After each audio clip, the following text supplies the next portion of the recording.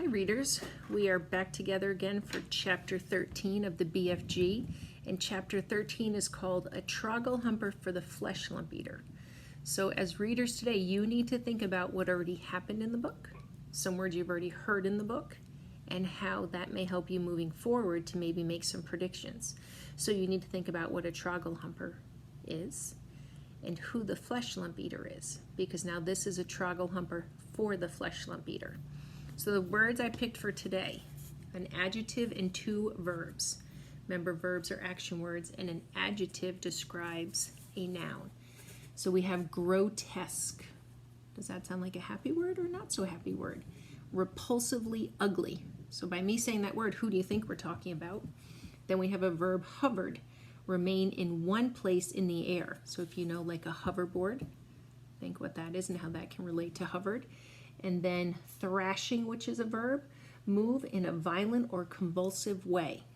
So if you think about our characters, who could be grotesque, hovered, and thrashing.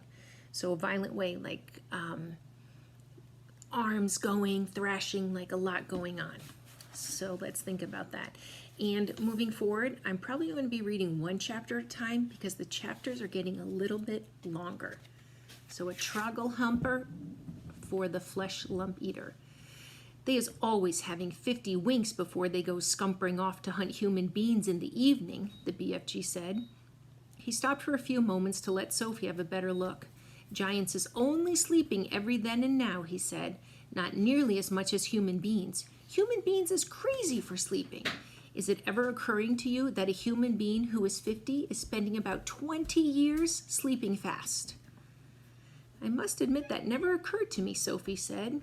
You should allow it to occur to you, the BFG said. Imagine it, please. This human being who says he is 50 has been fast asleep for 20 years and is not even knowing where he is. Not even doing anything, not even thinking. It's a funny thought, Sophie said. Exactly, the BFG said. So what I is trying to explain to you is that a human being who says he is 50 is not 50, he is only 30. What about me, Sophie said. I am 8. You is not 8 at all, the BFG said. Human being babies and little chidlers is spending half their time sleeping, so you is only 4. I'm 8, Sophie said. You may think you is 8, the BFG said, but you has only spent 4 years of your life with your little eyes open. You is only 4, and please stop higgling me. Titching little snap whippers like you should not be higgling around with old sage and onions who is hundreds of years more than you. How much do giants sleep? Sophie asked. They is never wasting much time snoozling, the BFG said. 2 or 3 hours is enough. When do you sleep? Sophie asked. Even less, the BFG answered. I is sleeping only once in a blue baboon.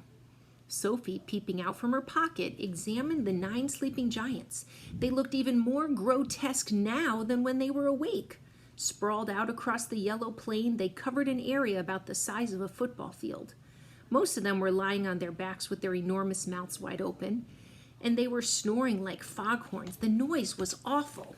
Suddenly, that's a great word that kind of sucks us in. Suddenly, the BFG gave a jump in the air. By gum frog, he cried. I is just having the most whoopsie-whiffling idea.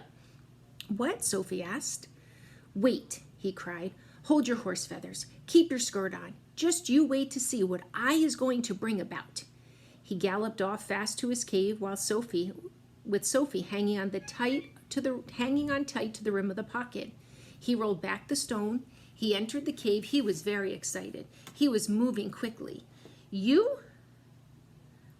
lost my place. You stay where you is in my pocket, Huggabee, he said. We is doing this lovely bit of buck swashing together.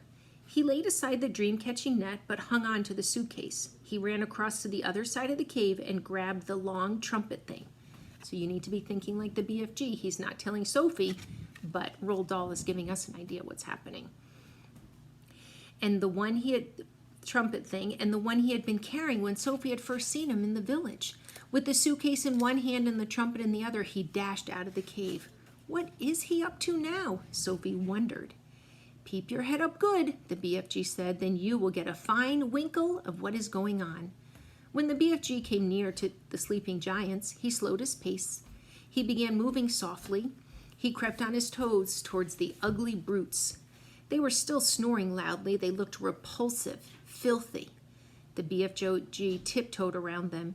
He went past the gizzard gobbler, the blood bottler, the meat dripper, the child chewer. Then he stopped. He had reached the flesh lump eater. It's like he was planning this for him. The chapter told us that, though. He pointed at him. Then he looked down at Sophie and gave her a big wink. He knelt on the ground and very quietly he opened the suitcase.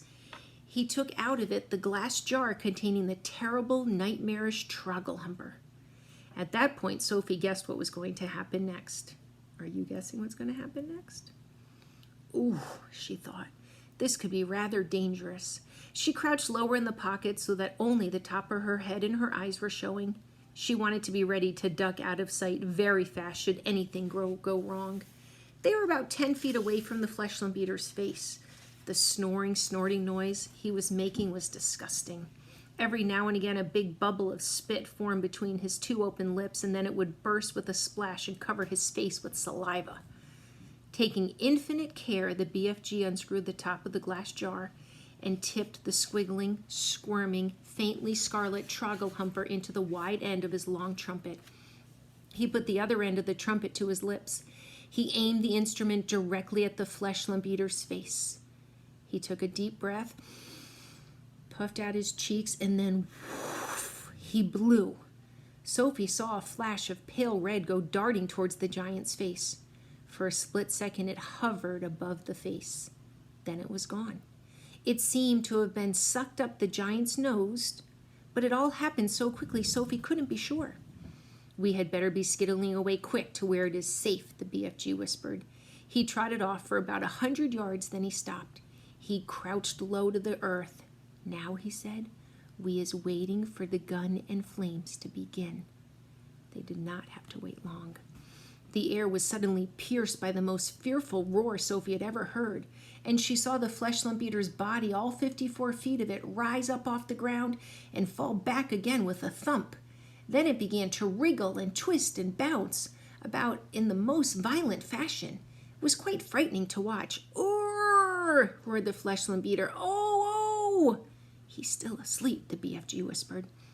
"The terrible Troggle-humping nightmare is beginning to hit him." "Serves him right," Sophie said. She could feel no sympathy for this great brute who ate children as though they were sugar lumps. "Save us!" screamed the flesh lump eater, thrashing about madly. "He is after me! He is getting me!" The thrashing of limbs and the waving of arms became more violent by the second. It was an awesome thing to watch, such a massive creature having such a mighty convulsion. "It's Jack!" bellowed the flesh lump eater. "It's the gruesome, grunchful Jack! Jack is after me! Jack is whack-crackling me! Jack is spick-sticking me! Jack is splash-plunking me! It is the terrible fight-swipping Jack!" The flesh lump eater was writhing about over the ground like some colossal tortured snake. "Oh, spare me, Jack!" he yelled. "Don't hurt me, Jack!" Girls and boys, who's Jack when you think of a giant? Do you know any giant named Jack that could be leading to a nightmare for the flesh lump eater? "Jack is the only human being all giants is frightened of," the BFG told her. "They is all absolutely terrified of Jack. They is all hearing that Jack is a famous giant killer." "Save me!" screamed the flesh lump eater. "Have mercy on this poor little giant, the beanstalk. He is coming at me with his terrible spike-sticking beanstalk. Take it away, I is begging you, Jack. I is praying you not to touch me with your terrible spike-sticking beanstalk." "Us giants," the BFG whispered, "is not knowing very much about this dreaded human being called Jack. We is knowing only that he is a famous giant killer and that he is owning something called a beanstalk. We is knowing also that the beanstalk is a fearsome thing and Jack is using it to kill giants." Sophie couldn't stop smiling. What is you griggling at?" the BFG asked her, slightly nettled. "I'll tell you later," Sophie said. So look, there's the flesh lump eater, and there's the BFG and Sophie. The awful nightmare had now crippled the great brute to such an extent that he was tying his whole body into knots, "Do not do it, Jack," he screeched. "I was not eating you, Jack. I is never eating human beings. I swear I is never gobbled a single human being in my wholesome life." "Liar," said the BFG. Just then, one of the flesh lump eater's failing fists caught the still fast asleep, meat-dripping giant smack in the mouth. At the same time, one of his furiously thrashing legs kicked the snoring gizzard-gobbling giant right in the guts. Both the injured giants woke up and leapt to their feet. "He is swiping me right in the mouth," yelled the meat dribber. "He is bong-swoggling me smack in the guts," shouted the gizzard gobbler. The two of them rushed at the flesh lump eater and began pounding him with their fists and feet. The wretched flesh lump eater woke with a bang. He awoke straight from one nightmare into another. He roared into battle, and in the bellowing, thumping, rough and tumble that followed, one sleeping giant after another either got stepped upon or kicked. Soon all 9 of them were on their feet, having the most almighty free-for-all. They punched and kicked and scratched, bit and buttered each other as hard as they could. Blood flowed, noses were crunched, teeth fell out like hailstones. The giants roared and screamed and cursed, and for many minutes the noise of battle rolled across the yellow plain. The BFG smiled a big wide smile of absolute pleasure. "I is loving it when they is all having a good toughin' rumble," he said. "They'll kill each other," Sophie said. "Never," the BFG answered. "Those beasts is always bishing and wallowing at each other. Soon it will be getting dusky, and they will be galloping off to fill their tummies." "They're coarse and foul and filthy," Sophie said. "I hate them." As the BFG headed back to the cave, he said quietly, "We certainly was putting that nightmare to good use, though, wasn't we?" "Wasn't we?" "Excellent use," Sophie said. "Well done, you." So girls and boys, he had a great idea. So today you're going to be thinking about explaining that fight. How did that fight start? And why did it go on for so long? And the other piece you're going to be thinking about is, do you think the BFG made a wise choice to use the Trogglehumper on the flesh lump eater? And you're going to need to explain your thinking. So we know they found that nightmare, and did he put it to good use? So when you're when you make your decision of do you think it was put to good use, make sure you're using words, examples to support your thinking from what we just read today. So that was chapter 12, a Trogglehumper for the flesh lump eater. See you soon.